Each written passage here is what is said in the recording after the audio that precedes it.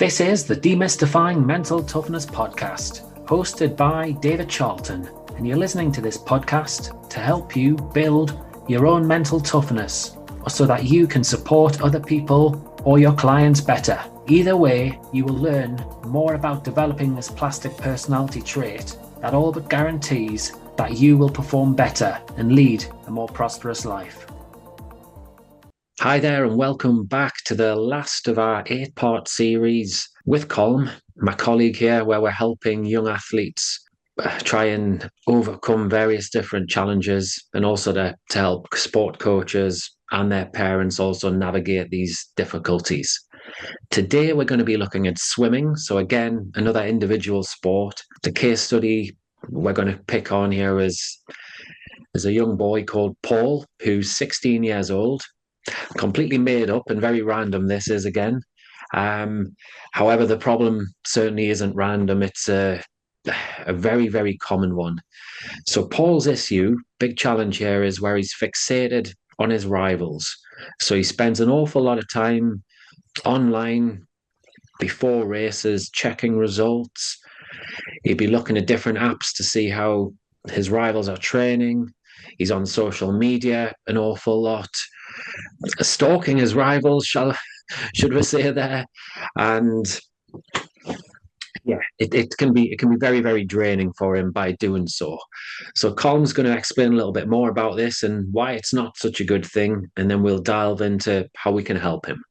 Okay, so yeah, Paul, our swimmer, 16 years old, quite a talented athlete, but like that, he's over fixated on what others are doing. So if we kind of look at how this is hurting him, he's basically getting down himself.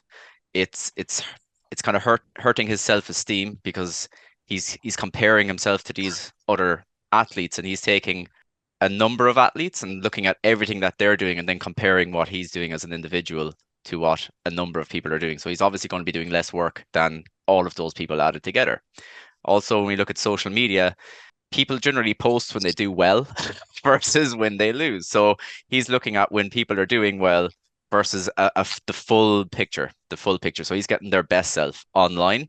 And this can happen a lot as well with teenagers.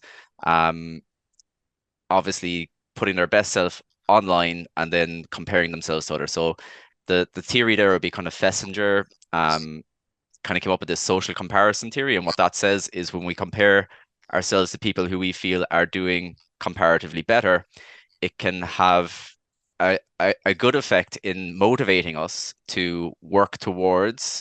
We can use it as an aspiration, or it can have a kind of a maladaptive effect, or the opposite effect, where it can basically hurt our self-esteem, and make us feel worse because we haven't achieved what they have, and it kind of basically drives down our self-esteem and our perception of our abilities compared to these people who appear to be doing better.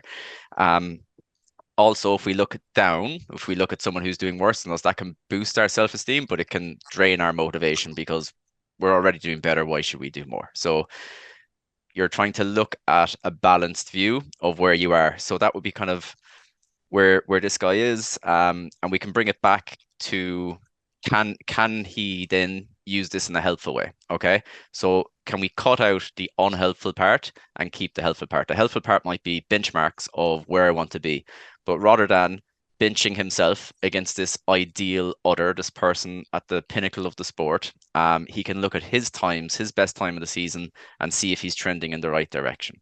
And this is where we can have a really, I suppose, the discussion around, is this helping me? Is this fixation on other people helping me become a better athlete? Or is it dragging me down? Are there ways that I can use what I know about these other athletes to improve my own training without getting fixated on having to do better at everything, fixated on their times? Again, bringing it back to what he can do for himself. And there's a number of different ways we can do this. We can set goals. We can set some SMART goals around getting from, our personal best to a new personal best. Or maybe we've gone backwards a little bit, and we can delve into why this is. You've got technical, tactical, you've got the physical, and you've got the psychological. So working within the psychological, maybe we can see his performance might have deteriorated because he's so focused on what everyone else is doing that he's slow off the blocks, slow getting into the water. He might be trying to look around, and depending on the technique that he's using, the different types of swims that you can do. The butterfly, he's probably not going to be able to look around too much.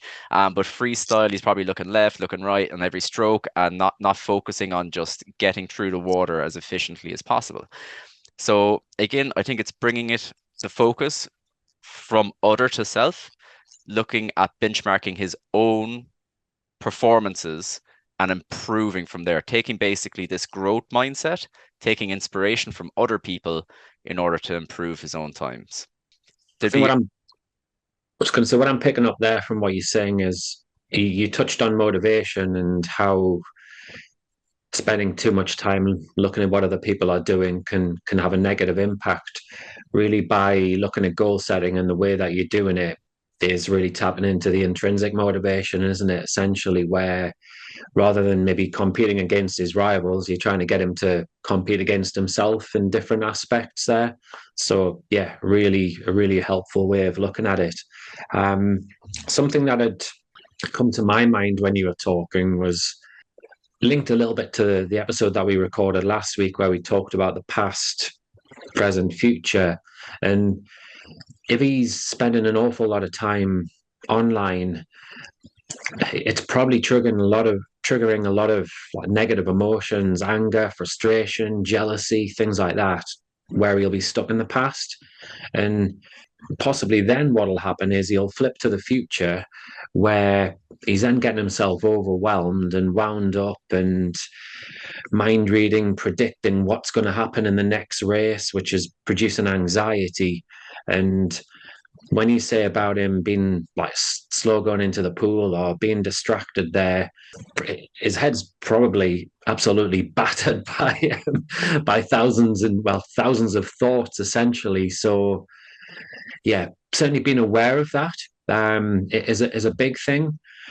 I think one of the things I would be doing is trying to help him recognize like the emotions that he's actually experiencing by getting into these habits, and then if they're actually helping him or not.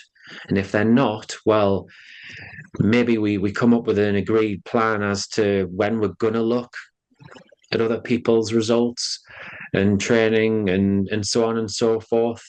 And as part of a like a pre-performance routine, maybe we say, actually, right, when the emotions ramp up 2 or 3 days prior to competing, when I'm feeling more nervous, that's not the time to be doing this because this is actually just making me worse. So maybe, we say up until 72 hours, yeah, before, yeah, I'm going to look, but after that, no, I'm not.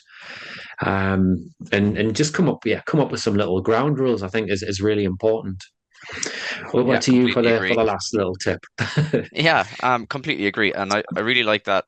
There's like looking at the emotions, seeing is there this kind of jealousy around, oh, they're doing so well, and again, am I beating myself down, and looking at what are the types of things that he's saying to himself. So I'd probably look at the self-talk, really try to build that self-awareness around why am I doing what I'm doing?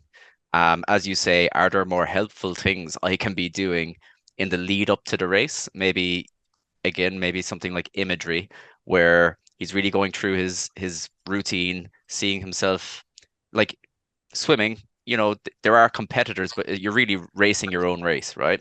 So doing the best he can do in each race and building a pre-race routine that will get him in the right headspace, the right mindset in order to perform, rather than this kind of anxious cycle of checking, double checking, oh, what are they doing? What are they doing? And if that's what you're doing, these potentially are not helping you perform. They're probably having the opposite effect if it's just winding you up, making you emotional, bringing negative emotion in, and kind of bringing in tension. So I guess looking at the self-talk, kind of reviewing your SMART goals and building a good pre-meet routine where you're moving away from social media and towards your goals. Yeah, no, I fully agree because, as you say, that this person is getting caught up in a real negative cycle. So the more positive experiences, positive emotions, perspective, as you mentioned a bit earlier, is key if they're going to perform anywhere near their best. And I think also then actually train at a high level consistently, because it might well be that, yeah, they may well be training an awful lot, as a lot of like highly talented swimmers do, but if they're in this cycle where it's negative, their performance in training, their efficiency is probably at 60-70%, and they could get an awful lot more out of that. So yeah, certainly a lot of factors to think about there for the swimmer, for the parent, for the coach. And yeah, I'm afraid this is the last of our little tips there. Last of our series of 8. It's going to be a little break with the podcast, and yeah, I'll be recharging my batteries, as will Colm potentially, and we'll be back, or I'll be back anyway, on the 30th of June with another series of 8 episodes. Yeah, hope you've enjoyed today. Please do feel free to reach out should you want to get in touch and ask any questions. Email address is info@sport-excellence.co.uk. Either myself or Colin would love to answer any of your questions, and so please do get in touch. Take care. Thank you. If you enjoyed this episode of the Demystifying Mental Toughness podcast with David Charlton, do check out my website, sport-excellence.co.uk, and my online sport psychology resources. The Sport-Excellence website has essential resources for anyone looking to build their own mental toughness, or the mental toughness of their athletes or teams, or if you want to achieve peak performance more often or optimal functioning. The Sport Excellence website has everything you need to keep moving forward and thrive. So go on, head over to sport-excellence.co.uk to find out more.